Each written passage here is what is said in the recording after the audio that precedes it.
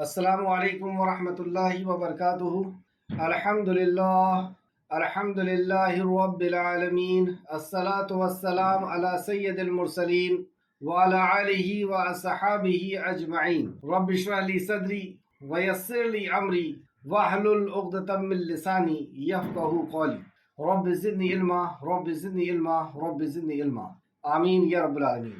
ہر قسم کی تعریف اور شکر اللہ رب العزت کے لیے لائق اور زیبا ہے، جو ساری کائنات کا ایک و تنہا خالق، مالک، مربی اور منتظم ہے۔ درود و سلام ہو انبیاء اکرام پر، خصوصاً نبی مکرم رحمت للعالمین امام الانبیاء محمد صلی اللہ علیہ وسلم پر اور آپ کے اصحاب پر۔ معزز سامعین اکرام، آج ہم سورہ بقرہ کی آیت نمبر 21 سے 25 کا مطالعہ کریں گے۔ اللہ رب العزت سے دعا ہے کہ اللہ رب العزت ہمیں صحیح معنوں میں قرآن مقدس کو سمجھنے، یعنی قرآن کو خود قرآن کی روح سے، قرآن کو صحیح احادیث سے اور قرآن کو صحابہ اکرام کے اقوال سے اور علماء اکرام کی تفسیروں سے سمجھنے کی ہمیں توفیق و رفیق عطا فرمائے، اس پر ہمیں ایمان عطا فرمائے، اس پہ اخلاص کے ساتھ عمل کی ہمیں توفیق عطا فرمائے، آمین یا رب العالمین۔ اپنے پارے نکال لیجئے اور لفظوں کے اوپر غور کریں گے۔ ایک ایک لفظ کے اوپر آپ کی نظر ہونا چاہیے اور میرے ساتھ آپ اس کو دہرائیں گے۔ اعوذ باللہ من الشیطان الرجیم، اے اللہ ہم تیری پناہ میں آتے ہیں شیطان سے۔ بسم اللہ الرحمن الرحیم، اللہ کے نام سے شروع جو رحمان اور رحیم ہے۔ یا ایہا الناس، اے لوگوں، یہاں پہ خطاب عام انسانیت سے ہے، جیسے کہ دوسری جگہ اللہ نے فرمایا قل یا ایہا الکافرون، اے نبی مکرم کافروں سے کہہ دیجیے۔ کہیں فرمایا یا ایہا الذین آمنوا، اے وہ لوگوں جو ایمان لائے ہو، تو وہاں پہ ایمان والوں سے خطاب، یا وہاں پہ خبر دی گئی کہ کافروں سے کہہ دیجئے۔ یہاں پہ اللہ رب العزت ساری انسانیت سے خطاب کرتا ہے، ناس یعنی لوگ، تو کہا یا ایہا الناس، اے لوگوں، اے مانو جاتی کے لوگوں۔ تو اس سے یہ پتہ چلا کہ یہ قرآن صرف مسلمانوں کے لیے نہیں آیا، ساری انسانیت کے لیے آیا، صرف پڑھے لکھے لوگوں کے لیے نہیں آیا، پڑھا لکھا ہو یا غیر پڑھا لکھا ہو، وہ عام انسان ہو یا عالم ہو، یا مسلمان ہو یا غیر مسلمان ہو، ہر کسی کے لیے یہ کلام آیا ہے، یا ایہا الناس۔ اچھا، جب ناس کہہ کر کے اللہ رب العزت خطاب کرتا ہے تو عبادت کا حکم دیتا ہے، توحید کا حکم دیتا ہے، اور جب بندہ توحید پہ آ جاتا ہے پھر اس کے لیے وہ ایمان والا ہو گیا، اور ایمان والوں کے لیے پھر سارے نیم ہوا کرتے ہیں، سارے مسائل ہوا کرتے ہیں۔ تو یہاں فرمایا یا ایہا الناس، اے لوگو، عبادت کرو۔ عبادت کرو، کس کی عبادت؟ ربکم، اپنے رب کی، یعنی جو تمہارا رب ہے تم اس کی عبادت۔ الذی، جس نے، اب وہ تمہارا رب کون ہے اس کا تعارف سنو۔ الذی، جس نے، خلقکم، پیدا کیا تمہیں، خلقکم، پیدا کیا تمہیں، والذین، اور انہیں جو، والذین، اور انہیں جو، من قبلکم، تم سے پہلے تھے، یعنی تمہیں پیدا کیا اور تم سے پہلے کو پیدا کیا، وہ ہے رب، اور وہ ہے تمہارا رب۔ لعلکم، تاکہ تم، اور اگر تم اس کی عبادت کرو گے جس نے تمہیں پیدا کیا، جو تمہارا رب ہے، تو کیا ہوگا؟ لعلکم، تاکہ تم، تتقون، تم بچ جاؤ، تم متقی ہو جاؤ۔ الذی، وہ جس نے، اب وہ رب کون، اس کا اور مزید تعارف۔ الذی، وہ جس نے، جعل، بنایا، جعل، بنایا، لکم الارض، لکم، تمہارے لیے، جیسے ہم کہتے ہیں السلام علیکم، آپ کے لیے سلامتی ہو، تو لکم، تمہارے لیے، ارض، زمین کو، فراشوں، فرش بنایا، فراشوں، فرش بنایا، والسماء، اور آسمان کو، والسماء، اور آسمان کو، بناء، چھت بنایا، بناء، چھت بنایا، وانزل، اور اس نے اتارا، وانزل، اور اس نے نازل کیا، اتارا، من السماء، آسمان سے، من السماء، آسمان سے، ماءً، پانی، ماءً، پانی، فاخرج، پھر اس نے نکالا، اخراج کرنا، نکالنا، پھر اس نے نکالا، بہی، ساتھ اس کے، بہی، ساتھ اس کی، من الثمرات، پھلوں کو، زمین سے پھلوں کو نکالا، من الثمرات، پھلوں کو، رزقاً، رزق ہے، لکم، تمہارے لیے، پھر زمین سے اس نے تمہارے لیے رزق نکالا، فلا، پسنا، فلا، پسنا، تجعلوا، تم بناؤ، للہ، اللہ کے لیے، اندادن، شریک، اندادن، شریک، وانتم، حالانکہ تم، تعلمون، تم جانتے ہو، تم اس بات کو جانتے ہو کہ کس نے آسمان سے بارش برسایا، زمین سے تمہارے لیے رزق نکالا، تمہارے لیے پھل نکالا، تو تم اس کے ساتھ کسی اور کو شریک نہ کرو۔ وَإِنْ، اور اگر، وَإِنْ اور اگر کنتم ہو تم فی ریب کسی شک میں مما اس سے جو نازل کیا ہم نے علی عبدنا اپنے بندے پر علی عبدنا اپنے بندے پر فاتو پس لے آؤ بصورتن کوئی صورت من مثلی اس جیسی مثل ہم اردو میں بھی کہتے ہیں اس کے جیسی مثل من مثلی اس جیسی یعنی اس قرآن کے جیسی وَادْعُوا اور بلا لو دعوت دو وَادْعُوا اور بلا لو شہداءکم اپنے گواہوں کو یعنی اپنے شریکوں کو اپنے ساتھیوں کو من دون اللہ سوائے اللہ کے ان کنتم اگر ہو تم صادقین سچے فَإِن پھر اگر لم نہ تفعلوا تم نے کیا ولن اور ہرگز نہیں تفعلوا تم کر سکو گے فاتقوا فتقوا النار آگ سے ڈرو اس آگ سے التی وہ جو وقودها ایندھن ہے اس کا والحجارت انسان اور پتھر ہے مطلب انسان اور پتھر ہے اعدت تیار کی گئی ہے للکافرین کافروں کے لیے للکافرین انکار کرنے والوں کے وبشر اور خوشخبری دے دیجیے الذی انہیں جو آمنوا ایمان لائے وعملوا اور انہوں نے عمل کیا صالحاتی نیک صالح عمل انا بے شک لہم ان کے لیے جنات باغات ہیں تجری بہتی ہے من تحتہا ان کے نیچے انہار نہریں کلما جب کبھی رزقو وہ دیے جائیں گے منہا ان سے من ثمراتن کوئی پھل ثمرات پھل کو کہتے ہیں من ثمراتن کوئی پھل رزقا بطور رزق قالو تو وہ کہیں گے ھذا الذی یہ وہی ہے دیے گئے ہم من قبل اس سے پہلے وَأُوتُوا اور وہ دیے جائیں گے بہی اس سے متشابہا ملتا جلتا وَلَهُمْ اور ان کے لیے فیہا ان میں ازواج بیویاں ہوں گی اور ازواج کا لفظ جب آتا ہے تو مرد کے لیے عورت اور عورت کے لیے مرد اس سے مراد ہوتی ہے تو مرد کو عورت اور عورت کو مرد دیے جائیں گے ازواج مطہرات نہایت پاکیزہ بیویاں یا مرد ان کو دیے جائیں گے وہم اور وہ فیہا اس میں خالدون ہمیشہ رہنے والے آئیے اب تفسیر کی طرف چلتے ہیں یا ایھا الناس اعبدوا اے لوگو تم اپنے رب کی عبادت اے لوگو ساری انسانیت سے خطاب ہے یعنی یہ قرآن ساری انسانیت کے لیے اللہ رب العزت کی طرف سے نازل کردہ دستور حیات ہے اور انسانیت سے جب خطاب ہوگا تو انسانیت سے خطاب اللہ کی عبادت کا ہوگا توحید کا ہوگا توحید آخرت اور رسالت اور جب وہ ایمان لے آئے گا انسان سے جب خطاب ہوتا ہے نا سے عقیدے کا ہوتا ہے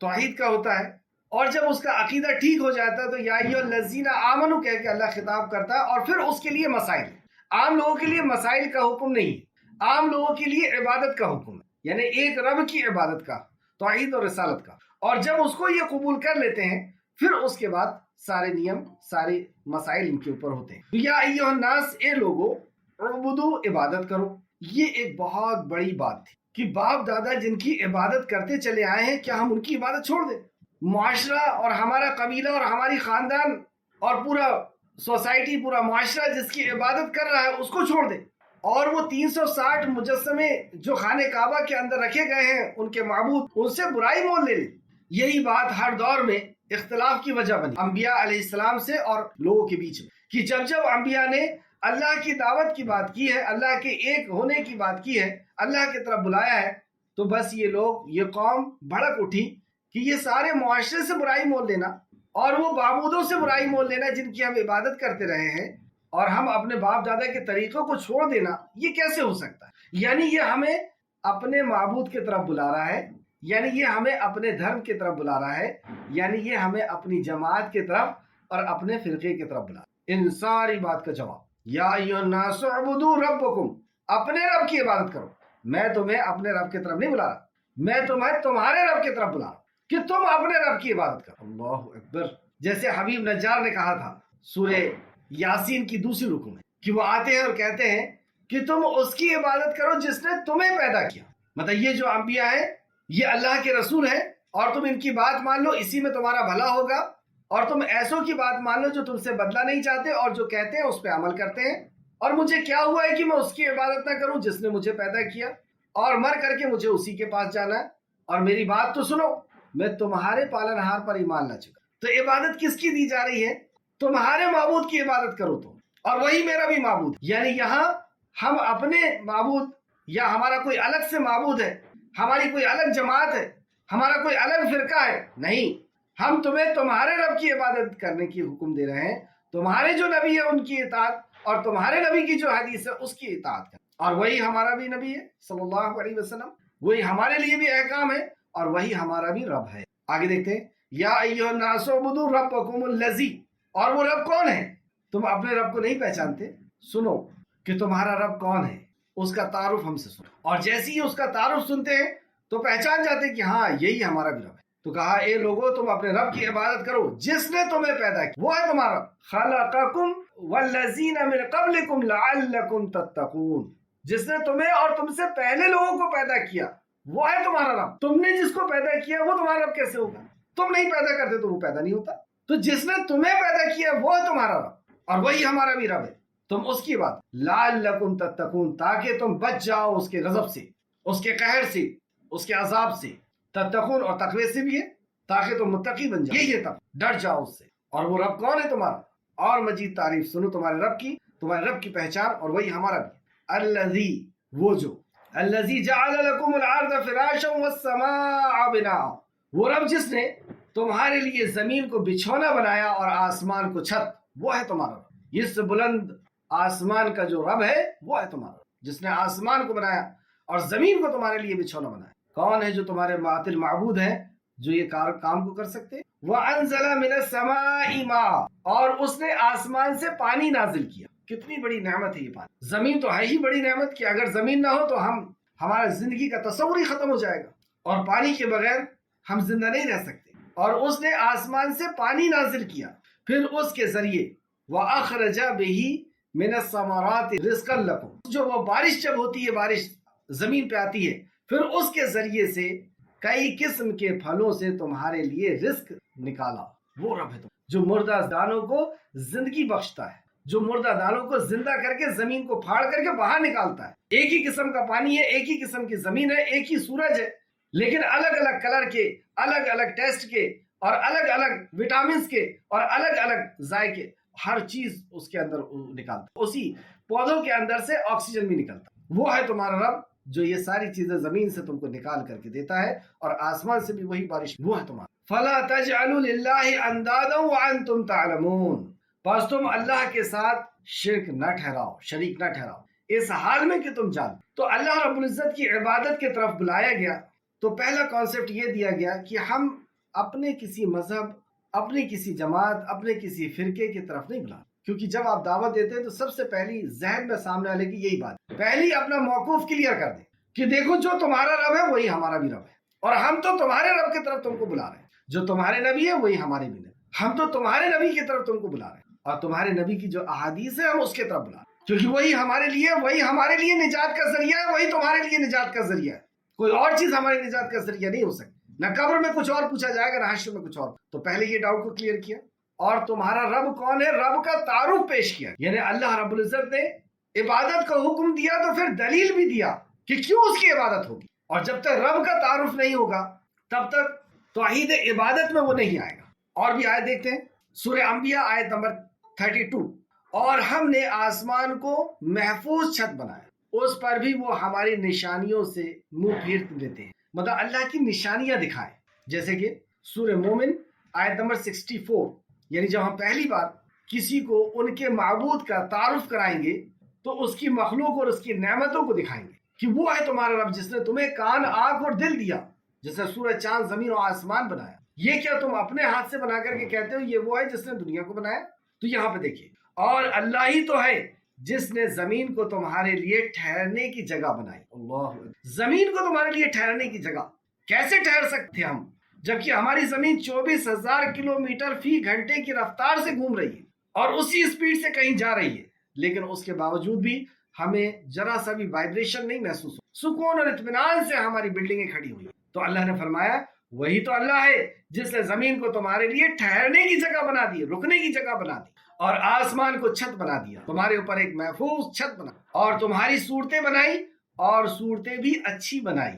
اور تمہاری صورتیں جس نے بنائی ہے نا وہ ہے تمہارا رب، اور صورتیں بھی اچھی بنائی۔ آپ دیکھیں کہ جتنی بھی مخلوق ہمیں نظر آتی ہے اس میں سب سے خوبصورت صورت ہمیں اپنی ہی نظر آتی۔ کیا ہم اس اپنی صورت کے اندر کوئی کمی نکال سکتے ہیں کہ گال کے اوپر بال ہونا چاہیے تھا، یا ناک یہاں نہیں، یہ کان کی جگہ میں ہونا تھا، کان ناک کی جگہ میں ہونا تھا، جب دو آنکھیں ہیں تو ایک سامنے ہونا تھا ایک پیچھے ہونا تھا؟ کیا کوئی ایسی کمی ہم نکال پاتے ہیں؟ یہ بڑی بڑی کمی، یہ بات تو بہت دور کی ہے، ہم آنکھ کے اندر اسکوینٹ بھی برداشت نہیں کر پاتے، صرف 8 ڈگری کا 8 ڈگری کا بھی اگر اسکوینٹ ہو گیا، دونوں آنکھ میں ترچھا پن ہو گیا تو انسان پوری ٹینشن کی زندگی گزارتا ہے، اتنا سا بھی ہم برداشت نہیں کر پاتے۔ تو ایسی صورت اللہ نے ناک کیوں بنائی اوٹ کے اوپر، منہ کے اوپر، تاکہ ہم کوئی چیز کھائیں تو وہیں سے سونگ لیں، ورنہ یہ ہاتھ کے بازو میں ہوتا ناک تو پہلے ادھر سنگانا پڑتا پھر ادھر، یعنی تصور بھی ہم نہیں کر سکتے کہ یہ چیز یہاں نہیں ہونا چاہیے تھا، اور اگر کسی کی بدل گئی ہے تو آپ دیکھ لیں گے کتنا اس کے لیے پریشانی کا باعث۔ تو اللہ نے فرمایا وہ ہے تمہارا رب، تم کہاں جاتے ہو اس کو چھوڑ کر، اور تمہاری صورتیں بنائی، اور صورتیں بھی بہت اچھی۔ پورا جسم کے اوپر اگر ہم غور کریں، ناخن اگر نیچے سے ہوتا تو کیا حالت ہوتی، ہتھیلی کے اوپر اگر بال ہوتے تو کیا ہوتا، یہ فولڈ جو ہم سامنے سے ہوتے اگر پیچھے سے ہونے لگ جائے فولڈ تو ہمارا کیا حال ہو، کسی ایک چیز کے اندر بھی کوئی کمی۔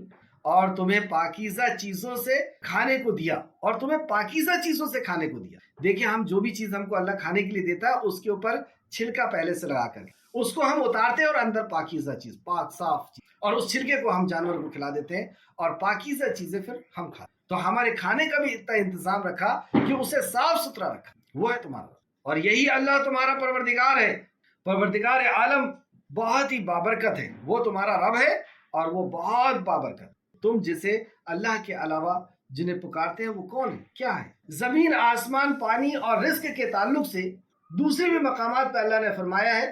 یہ وقت کی قلت کی وجہ سے میں صرف آپ کو آیتیں لکھا دے رہا ہوں۔ سورہ زاریات آیت نمبر 48، سورہ نوح آیت نمبر 19، سورہ نازیات آیت نمبر 27 اور 28، سورہ نازیات 27 28، سورہ قاف آیت نمبر 6، بہت پیاری آیت ہے بھی، سورہ آراف آیت نمبر 57، سورہ فاطر آیت نمبر 27 27، سورہ نحل آیت نمبر 10 اور 11 10 11۔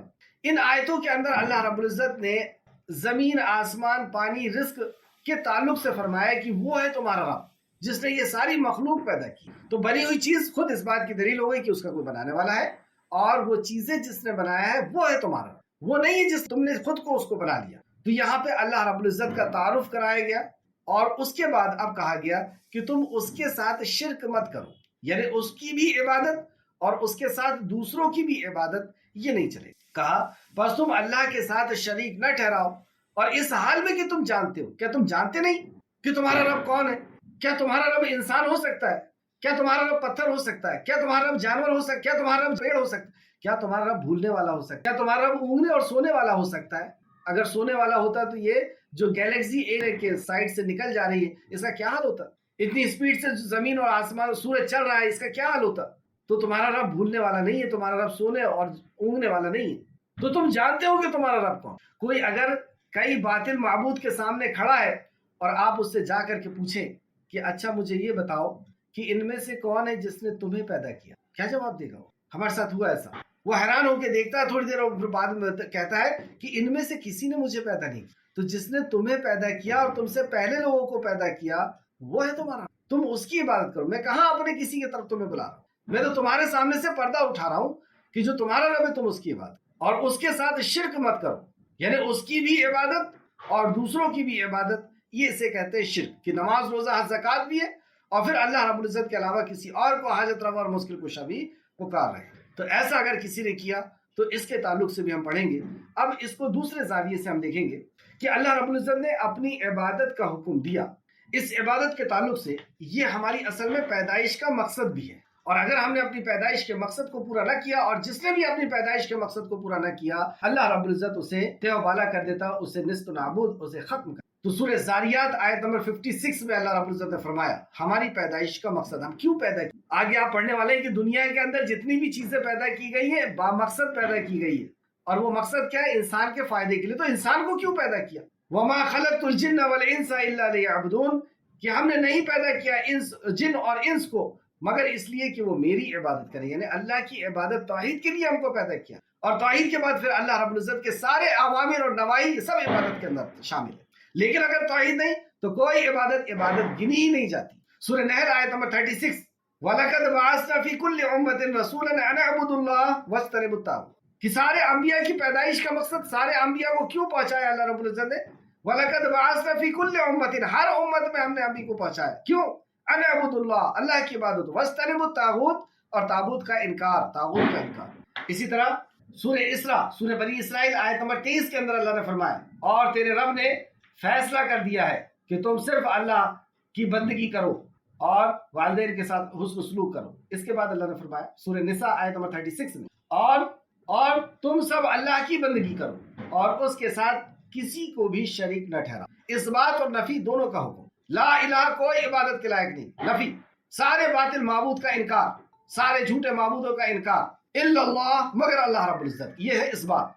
اور یہ دونوں چیز مل کے ہی توحید بنتی ہے، اور یہی تعارف کا کمال بھی ہے۔ جب تک دونوں چیز نہیں ہوگی جب تک تعارف نہیں ہو سکتا۔ یعنی خوبی کیا ہے اور کن عیبوں سے اللہ پاک ہے، تو خوبی کہ صرف اس کی عبادت ہوگی اور اس کے علاوہ کوئی عبادت کے لائق نہیں ہے۔ سورہ انعام آیت نمبر 151 اے محمد صلی اللہ علیہ وسلم کہہ دیجئے کہ آؤ میں تمہیں وہ چیزیں پڑھ کر سناؤں جو تمہارے رب نے تم پر حرام کی ہے، وہ یہ کہ تم اس کے ساتھ کسی بھی چیز کو شریک نہ ٹھہراؤ۔ یہ اللہ رب العزت نے حرام کر دیا ہمارے۔ سورہ انعام آیت نمبر 151 سے 153 بھی دیکھ لیں، جامع ترمذی حدیث نمبر 30 اور 70، اس میں بھی اللہ رب العزت نے فرمایا کہ عبادت صرف اللہ کی ہوگی۔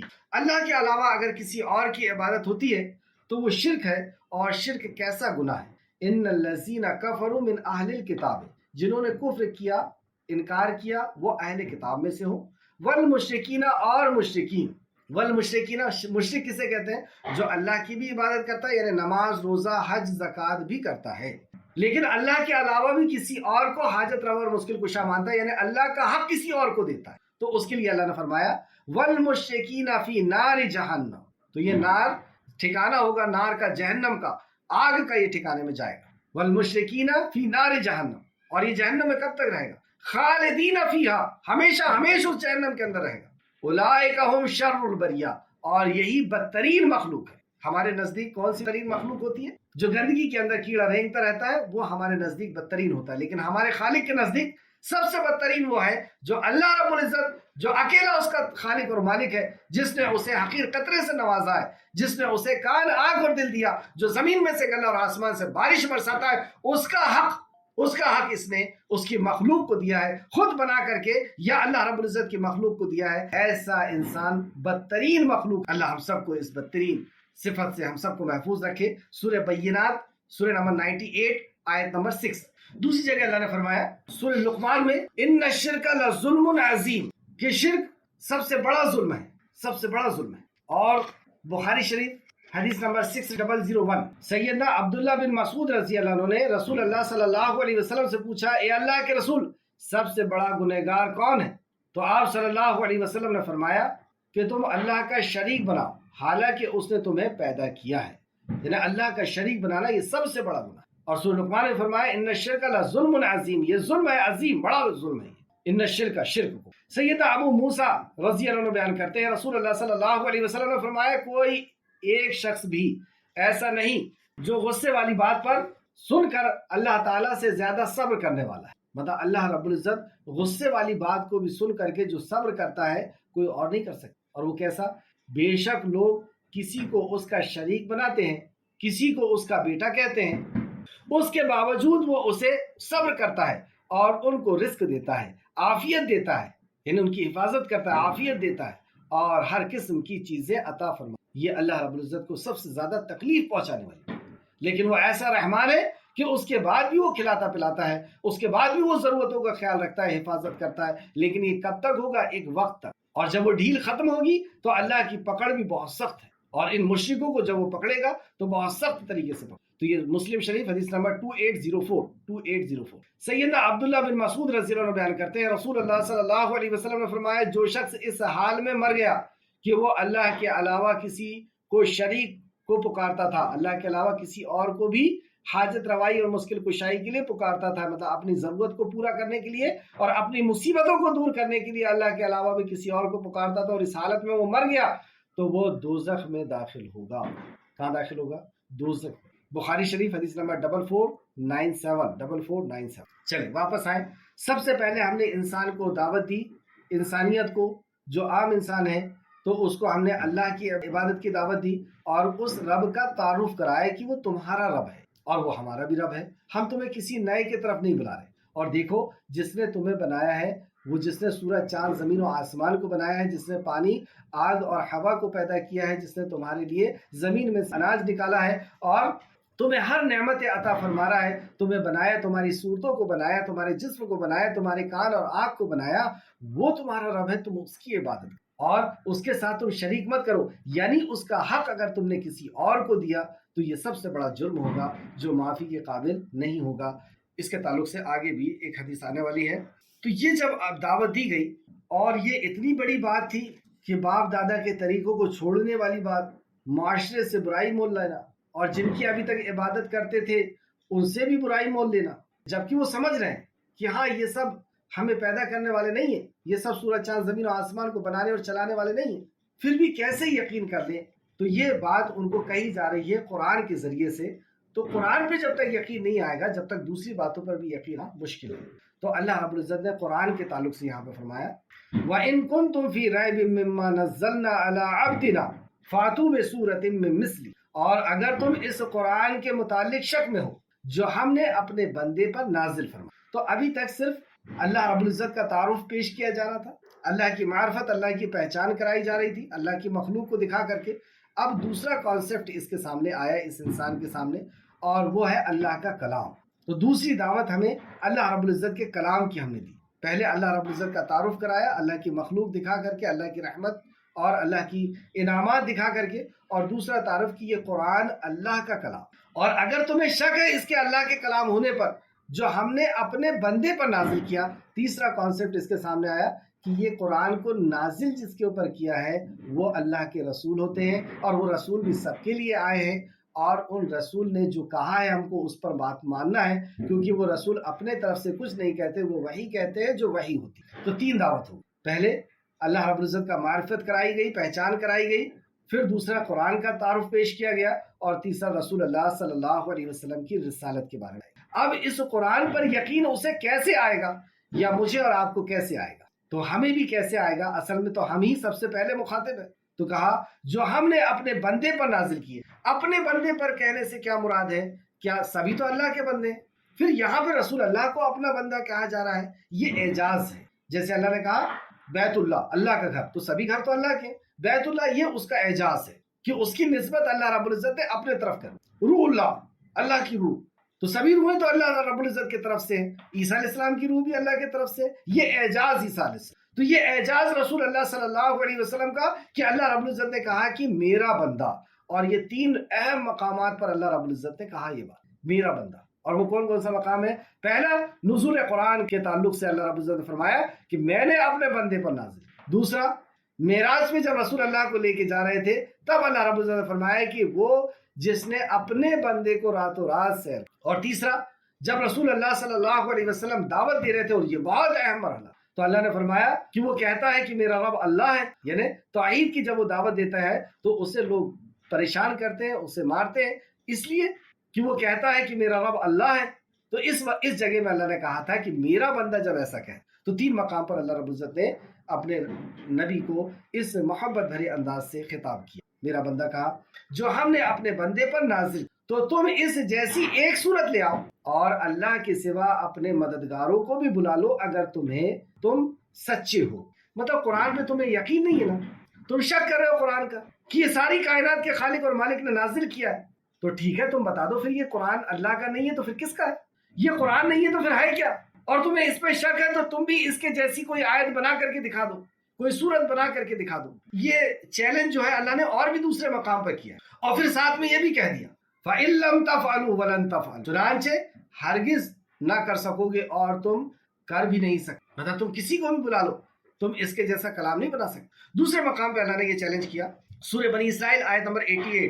سورہ بنی اسرائیل کہہ دیجئے اگر انسانوں اور جن اس بات پر اجماع ان کا ہو جائے، متفق ہو جائیں، ایک ہو جائیں کہ قرآن جیسی بنا لائیں تو اس جیسا نہ لا سکیں گی، اور اگر سچے ہو تو ایک دوسرے کی مددگار ہو جائے. مطلب سارے انسان اور سارے جن مل جاؤ اگر تمہیں شک ہے اور اس کے جیسی بنا کر کے دکھا دو، تم نہیں بنا سکتے. تو ساری انسانیت اور ساری جنات کو خطاب کر دیا، اور آج سے 1450 سال سے یہ خطاب ہے، یہ چیلنج ہے کہ تمہیں اس قرآن پر شک ہے کہ اللہ کی طرف سے ہے تو تم بھی بنا کر. سورہ ہود آیت نمبر 13 میں اللہ فرماتا ہے، سورہ ہود آیت نمبر 13، کیا وہ کہتے ہیں کہ اس قرآن کو از خود انہوں نے بنا لیا ہے، مطلب خود گھڑ لیا ہے؟ تو کہہ دیجئے اگر سچے ہو تو تم بھی ایسی 10 صورتیں بنا لاؤ اور اللہ کے سوا جن کو بھی بلا سکتے ہو انہیں بھی تم بلا لو. یعنی کیا ہوا اس کا مطلب کہ یہ اللہ کا کلام ہے، اگر اس پہ تمہیں شک ہے تو اس کے جیسی کوئی دوسری صورت بناؤ یا اس کو غلط ثابت کر دو. اور اس قرآن کے اندر کیا ہے؟ اس قرآن کے اندر دستور حیات، پوری زندگی گزارنے کا طریقہ ہے. قانون جو ہے وہ اللہ رب العزت کی طرف سے ہے، تو اس سے کوئی بہتر قانون تم بنا کے دکھا دو یا اس قانون کو غلط کر کے دکھا دو. بتا دو کہ مرڈر کی سزا اس سے اچھی کوئی اور ہو سکتی ہے جس سے مرڈر رک جائے، زنا کی سزا اس سے اچھی کوئی ہو سکتی ہے جس سے زنا رک جائے، چوری کی سزا اور کسی کا مال کھانے کی سزا، گبن کرنے کی سزا اس سے اچھی کوئی ہو سکتی ہے جس سے گبن رک جائے. شاسن کیسا کیا جاتا ہے وہ بتایا گیا ہے، اس سے اچھا کوئی شاسک بتا دو. بہترین کاروبار کیسے ہوتا ہے تو کاروبار کے اصول اس سے اچھے کوئی بتا دو یا ان اصولوں کو غلط کر کے دکھا دو جو قرآن نے بتائے ہیں. گھریلو زندگی کیسی ہونا چاہیے، ایک اچھا باپ کیسا ہوتا ہے، ایک اچھا بیٹا کیسا ہوتا ہے، ایک اچھا پڑوسی کیسا ہوتا ہے، ایک اچھا ناگرک کیسا ہوتا ہے، اس قرآن سے اچھا کوئی بتا دو یا اس قرآن نے جو بتایا اسے غلط ثابت کر دو. لیڈرشپ کیسی ہوتی ہے، اس قرآن سے بہتر لیڈرشپ کر کے بتا دو. ہسٹری اس کے اندر بتائی گئی ہے، اس کے اندر سائنس بتایا گیا ہے، کوئی ایک بات تو غلط کر کے ثابت کر کے بتا دو. اس سائنٹیفک دور میں جو میڈیکل سائنس اس کے اندر بتائی اور بھی جو بھی چیز بتائی گئی ہے اس کو تم اس کے جیسا بنا دو یا اس کو غلط ثابت کر. ایک اور آیت سورہ یونس آیت نمبر 37-38، اور یہ قرآن ایسا نہیں کہ اللہ کے سوا کسی اور کے طرف سے گڑھ لیا گیا ہو، کسی اور نے لکھا ہے، ایسا ہرگز نہیں. ہاں یہ اللہ کا کلام ہے، جو کتابیں اس سے پہلے کی ہیں ان کی تصدیق کرتا ہے. دیکھیے یہ بھی ایک اللہ رب العزت کی طرف سے یہ نظام رہا ہے کہ پچھلے نبی نئے نبی کا تعارف دے کر کے جاتے ہیں، اور نئے نبی جو آتے ہیں وہ بھی پچھلے نبی کے بارے میں بتاتے ہیں. اسی طریقے سے پچھلی کتاب نئی کتاب کے بارے میں بتاتی ہے، اور جب نئی کتاب آتی ہے تو پچھلی کتاب کی تصدیق کرتی ہے. تو وہی یہاں پہ بتایا کہ وہ ان کتابوں کی تصدیق کرتی ہے. قرآن کتابوں کی اس میں تفصیل ہے اور اس میں کچھ شک نہیں کہ یہ رب العالمین کی طرف سے نازل کیا. کیا یہ لوگ کہتے ہیں کہ پیغمبر نے اس کو اپنے طرف سے بنا لیا؟ کہہ دیجئے اگر سچے ہو تو تم بھی اس طرح کی ایک صورت بناؤ. پہلے 10 صورت کہا، اب کہا ایک صورت بناؤ، اور اللہ کے سوا جن کو تم بلا سکتے ہو بلا لو. یہ سب مکی صورت. لے ایک چیلنج اور جو مجھے سب سے زیادہ اپیل کیا، جو سوچنے سمجھنے کے لیے حیران کر دینے والی بات، وہ یہ ہے سورہ قصص آیت نمبر 49. سورہ قصص آیت نمبر 40، کہہ دیجئے اگر سچے ہو تو تم اللہ کے پاس سے کوئی اور کتاب لے آؤ جو ان دونوں یعنی توریت اور قرآن سے بڑھ کر ہدایت والی ہو، تاکہ میں بھی اس کی پیروی کروں. مطلب یہ ہوا کہ یہ کتاب اللہ کی طرف سے ہے اور یہ ہدایت کرنے والی، یعنی انسان کو صحیح اور غلط پر کھڑا کرنے والی کتاب ہے. اس کو پہلے تعارف کراتی ہے، صحیح اور غلط کی پہچان کراتی ہے، اور پھر یہ وہ کتاب ہے جو انسان کو صحیح پہ کھڑا کراتی ہے. جیسے اللہ نے کہا یا ایھا الناس قد جاءکم موعظۃ من ربکم وشفاء لما فی الصدور. یا ایھا الناس، اے مانو جاتی کے لوگوں، قد جاءکم موعظۃ، آگے تمہارے پاس ایک ایسا موعظہ، ایسا واعظ، ایسی نصیحت جو دلوں کے اندر رقت پیدا کرتی ہے، جو دلوں کو اپیل کرتی ہے.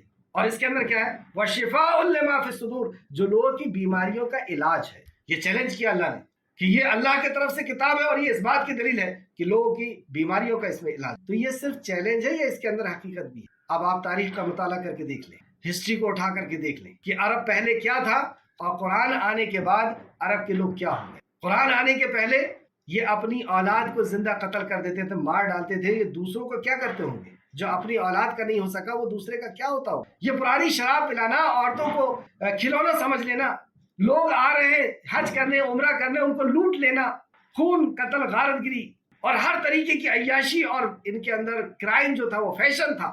اللہ رب العزت نے فرمایا یہ آ گیا میرا کلام، یا ایھا الناس قد جاءکم موعظۃ من ربکم وشفاء لما فی الصدور، یہ بیماریوں کا علاج ہے۔ اور رسول اللہ صلی اللہ علیہ وسلم نے جب اس کلام کو لوگوں تک پہنچانا شروع کیا، سنانا شروع کیا، ان کے دلوں کے اندر روح پیدا ہونا شروع ہوئی، ان کی بیماریاں دور ہونا شروع ہو گئی، اور وہ رضی اللہ عنہ ورضوا عنہ بن گئے۔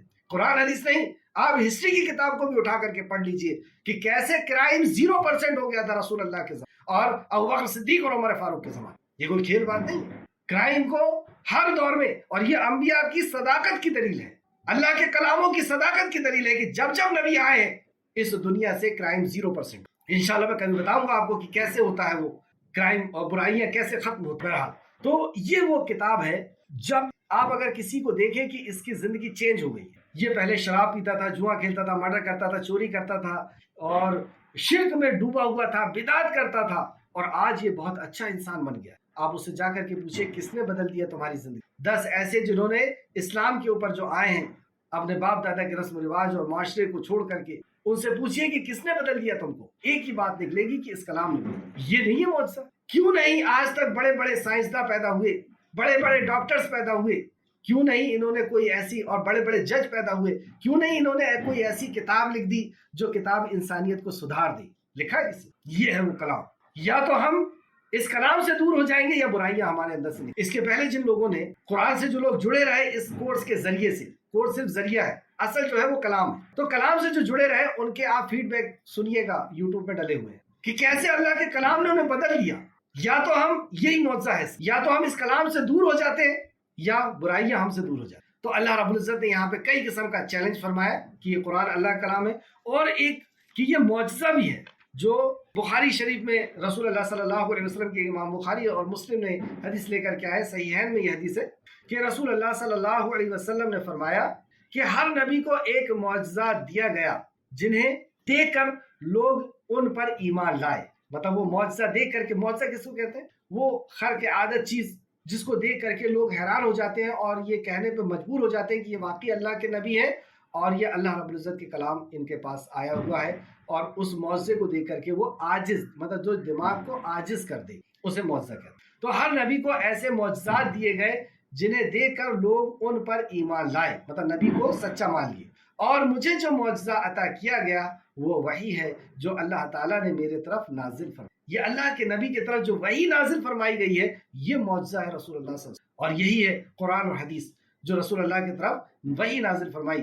پھر مجھے امید ہے کہ روز قیامت میرے متبعین کی تعداد سب سے زیادہ ہوگی، کیونکہ وہ معجزہ قیامت تک آنے والا انسان دیکھتا رہے گا اس قرآن کو، اور جو بھی اس قرآن کو پڑھے گا، غور و فکر کرے گا، ایمان لائے گا، اس کی زندگی کے اندر انقلاب پیدا ہوگا، اور مجھے امید ہے کہ وہ میری امتی حشر کے میدان میں سب سے زیادہ ہوں گے۔ بخاری شریف حدیث نمبر 4981 مسلم شریف حدیث نمبر 152۔ اب ایک دائی اگر یہ کہے کہ ہر نبی کو معجزہ دیا گیا تھا اور وہ معجزہ لے کر کے قوم کے بیچ میں جاتے تھے، ہمارے پاس تو کوئی معجزہ نہیں ہے، تو اب ہمارے پاس بھی اللہ رب العزت کا کلام، یہ معجزہ آ گیا جس کو سنا کر کے ہم انسان کو عاجز کر سکتے ہیں، انہیں سوچنے اور سمجھنے پر مجبور کر سکتے ہیں، ان کے دل کو اپیل کریں۔ تو اللہ رب العزت تعارف کرایا گیا، پھر قرآن کے تعلق سے بتایا گیا، قرآن پر یقین دلایا گیا کہ یہ واقعی اللہ رب العزت کی طرف سے اللہ کا کلام ہے۔ 1450 سال سے قرآن کے دین کے مسلمانوں کے دشمن ہیں، لیکن قرآن کا کوئی جواب نہیں دے سکا، کسی ایک آیت کو بھی غلط ثابت، اور رسول اللہ صلی اللہ علیہ وسلم اللہ کے بندے اور اس کے رسول ہیں، یہ 3 دعوت دی گئی۔ اور پھر آیت نمبر 24 میں اللہ فرماتا ہے فَإِن لَمْ تَفْعَلُوا وَلَن تَفْعَلُوا، چنانچہ اگر تم یہ کام نہ کر سکو اور تم کر بھی نہیں سکتے، یہ نتیجہ بھی اللہ نے بتا دیا، تم پوری زندگیاں لگا دو اور پوری قیامت تک تم لوگ زندگیاں لگا دو، تم اس کو نہیں بدل سکتے۔ تو اس آگ سے بچو جس کا ایندھن انسان اور پتھر، تم ایسا کر تو نہیں سکتے، تو اس آگ سے بچو جس کا ایندھن انسان اور پتھر، اعدت للکافرین، وہ کافروں کے لیے تیار کی گئی ہے۔ تیار کی گئی ہے مطلب ابھی تیار ہے، اور وہ آگ کس سے بنائی گئی ہے؟ پتھر سے اور انسان سلگائی گئی۔ پتھر کے اندر سب سے زیادہ فیول ہوتا ہے آگ، اور انسان کی ہڈی کے اندر، اور وہ آگ ایسی بنائی گئی ہے کہ اس کے اندر انسان بھی جلیں گے۔ ایک ہوتے ہیں نا صاف آگ ہے جس میں دھواں نہیں ہے، لیکن یہ ایسی آگ ہے جس کے اندر دھواں بھی ہے اور بدبو بھی ہے، سڑن بھی ہے۔ جب انسان اس میں جلے گا اور سڑے گا، اور اس کے اندر سے جب خون اور پیپ نکلے گا، اور اس کی جب مہک چلے گی، اور وہیں پر جہنم ہی رہے گا۔ یہ جہنم کی سخت، کہ وہ ایسی سخت جہنم ہے جس کے اندر جو آگ پتھر سے اور انسانوں سے جلائی گئی، انسان سے اور پتھر سے جلائی جانے کے تعلق سے۔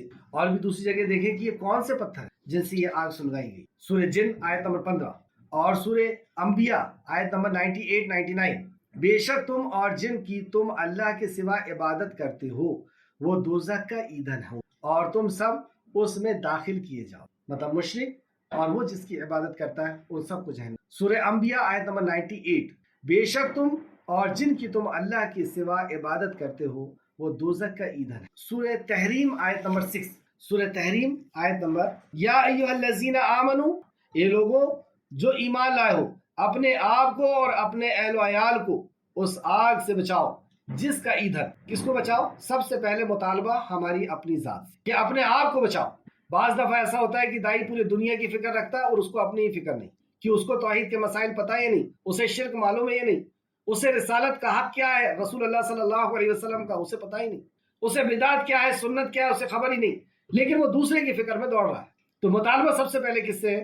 یا ایھا الذین آمنو، اے وہ لوگوں جو ایمان لائے ہو، بچاؤ اپنے آپ کو اور پھر اپنے اہل و عیال کو اس آگ سے جس کا ایندھن انسان اور پتھر، اس پر سخت دل بہت مضبوط فرشتے مقرر ہیں۔ سخت دل، ان کو نرمی نہیں آئے گی، وہ اللہ کے حکم کو سن کر کے اور بے تحاشا اللہ رب العزت جیسا حکم دے گا ویسا عذاب نازل کرے گا۔ جو اپنے اللہ کے نافرمانی نہیں کرتے، جو اپنے رب کی نافرمانی نہیں کرتے، جو وہ انہیں حکم دے اور وہ کرتے ہیں جو حکم دیے جاتے ہیں، مطلب وہ جو کرتے ہیں اللہ کی طرف سے حکم دیتا ہے وہ فرشتے۔ سورہ نساء آیت نمبر 56، سورہ نساء آیت نمبر 56، بے شک جن لوگوں نے ہماری آیت کا انکار کیا ہم انہیں عنقریب ایک سخت آگ میں جھونکیں۔ انہوں نے ہماری آیت کا انکار، کیونکہ آیت کا ہی انکار کر کے بندہ اللہ رب العزت کی عبادت کا اور رسالت کا اور آخرت کا انکار، جب بھی ان کی کھالیں گل جائیں گی تو ہم انہیں ان کے علاوہ اور کھالیں دیں گے۔ مطلب جب ان کی اسکن جل جائے گی تو ہم نئی اسکن دیں گے۔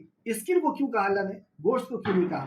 کیونکہ اسکن میں ہی سینس ہوتا ہے، اسکن میں ہی ہمیں درد کا احساس ہوتا ہے، اسکن سے ہی جلن کا احساس ہو۔ تو جب جل جائے گی اسکن تو اللہ رب العزت فرما رہا ہے تاکہ وہ عذاب چکھتے رہیں۔ اب بتا دیا اللہ نے کہ یہاں سے عذاب چکھا جائے، یہ ہے سینس والی جو ہے اعضاء۔ تو بے شک اللہ ہمیشہ سے سب غالب ہے، مطلب اللہ غالب ہے ہر چیز پہ، وہ جو چاہے اس کی دنیا اس کا حکم، اس کی جنت اس کی جہنم اس کا حکم، کمال حکمت والا ہے اور اس کی یہ حکمت ہے۔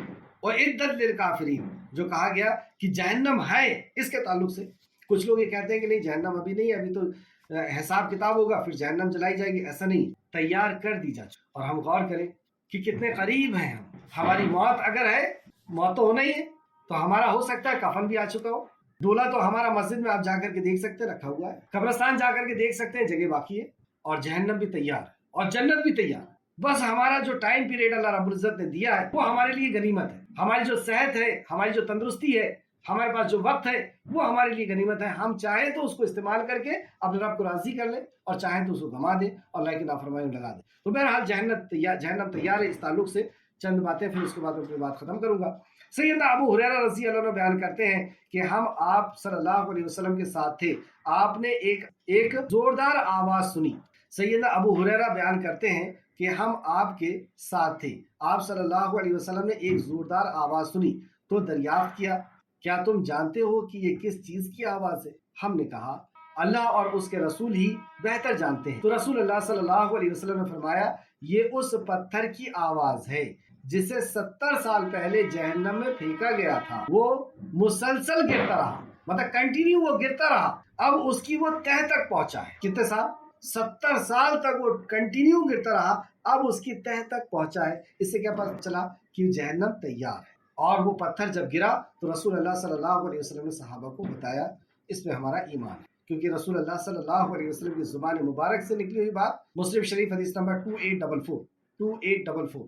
سیدنا ابو ہریرہ رضی اللہ عنہ بیان کرتے ہیں رسول اللہ صلی اللہ علیہ وسلم نے فرمایا جہنم اپنے رب سے شکایت کرتی ہوئی عرض کی اے میرے رب میرے ایک حصے نے دوسرے حصے کو کھا لیا ہے، تو اللہ تعالیٰ نے اسے ایک سردی کے موسم میں اور ایک گرمی کے موسم میں 2 سانسیں لینے کی اجازت عطا فرمائی۔ یعنی جب وہ گرمی میں سانس لیتی ہے تو گرمی بڑھتی ہے، ٹھنڈ میں سانس لیتی ہے تو ٹھنڈ بڑھتی ہے۔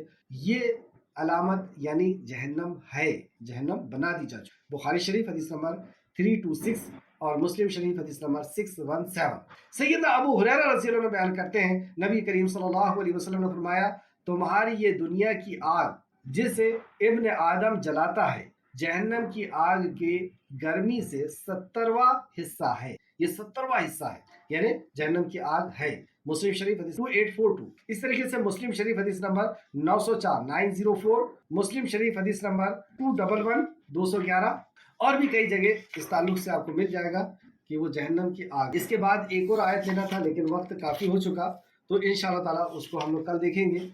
خلاصہ 1 منٹ کے اندر کہ انسان کو اللہ رب العزت نے جب خطاب کیا اور یا ایھا الناس کہہ کے جہاں جہاں پر بھی قرآن میں آیا ہے ان ساری آیتوں کو اگر آپ کلیکشن کر لیں گے تو عام انسان کو پیغام پہنچانے میں بہت آسانی ہو جائے گی، اس کو وہ باتیں اپیل کرے گی کیونکہ خطاب انہی سے ہے۔ جیسے یا ایھا الذین آمنوا کہہ کے ہم مومنوں کو خطاب کریں تو مومنوں کو وہ بہت زیادہ اثر انداز ہوتی ہے۔ اسی طریقے سے یا ایھا الناس جہاں جہاں اللہ رب العزت نے کہا ہے وہاں ہم انسانیت کو خطاب اگر کرتے ہیں تو انسانیت کے اوپر بہت گہرا اثر پڑتا ہے۔ تو وہ آیتوں کو آپ کلیکٹ کر لیں پورے قرآن سے، یا ایھا الناس کہہ کے اللہ نے کہاں خطاب کیا ہے اور عام لوگوں کو پھر وہ خطاب۔ تو عام لوگوں کو جب ہم نے خطاب کیا تو کتنا پیارا اصول بتایا گیا کہ ان سے کہو کہ ان کا جو رب ہے وہ اپنے دماغ سے ڈاؤٹ نکال لیں کہ یہ اپنے کسی کی طرف بلا رہا ہے، میں اپنے کسی کی طرف نہیں بلا رہا۔ جو تمہارا رب ہے تم اس کی بات، اور تمہارا رب کون ہے تو اس کے رب کا اس کو تعارف کرائے کہ جس نے تمہیں اور تم سے پہلے لوگوں کو بنایا، جس نے سورج چاند زمین و آسمان کو بنایا، جو زمین میں سے غلہ نکال کے دیتا ہے، آسمان سے بارش برساتا ہے،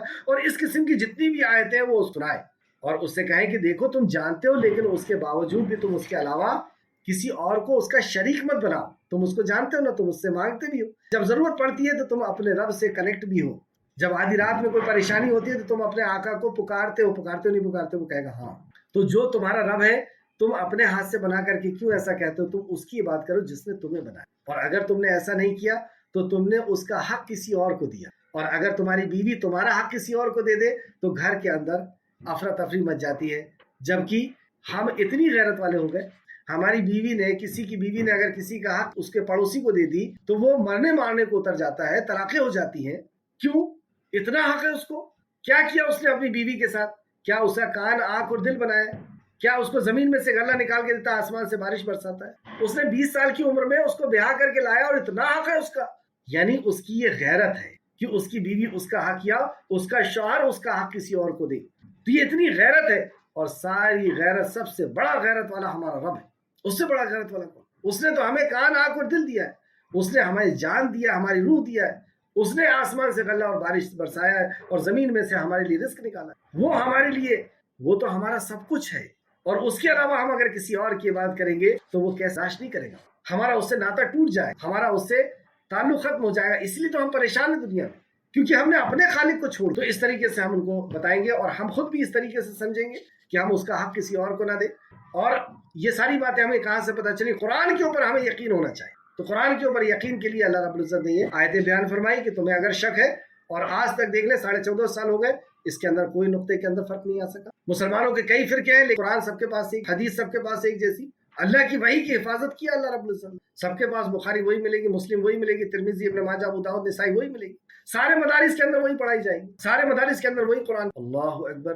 تو یہ اللہ کا کلام، اور پھر رسول اللہ صلی اللہ علیہ وسلم کا تعارف پیش کریں گے، اور پھر آخرت کا تعارف پیش کہ آخرت ہے، مرنے کے بعد ہمارے لیے ہمیں رب کے سامنے حاضر ہونا ہے اور اسے حساب و کتاب دینا ہے، اور وہ ہمارے ذرے ذرے کا حساب ہے۔ یہاں پر ہم اپنی بات ختم کر لیں انشاءاللہ تعالیٰ۔ جو لوگ ایمان لے آئیں گے، یہاں پہ ابھی تک تھا جنہوں نے ایمان نہیں لایا، جو لوگ ایمان لے آئیں گے ان کے لیے کیا انعامات ہیں اس کا ذکر کل ہوگا انشاءاللہ تعالیٰ۔ اللہ رب العزت سے دعا ہے کہ خالق مالک جو کچھ بھی ہم نے پڑھا اس پہ ہمیں مزید غور و فکر کرنے کی تو توفیق عطا فرما، اور ہمیں صحیح معنوں میں قرآن مقدس کو سمجھنے دیں، اس پہ غور و فکر کرنے، اس پر ایمان لانے اور اخلاص کے ساتھ عمل کر کے لوگوں تک پہنچانے کی توفیق عطا فرما۔ اللہم صلی وسلم علی نبینا محمد، اللہم صلی وسلم علی نبینا محمد، اللہم صلی وسلم علی نبینا محمد، آمین یا رب العالمین۔ السلام علیکم ورحمۃ اللہ وبرکاتہ۔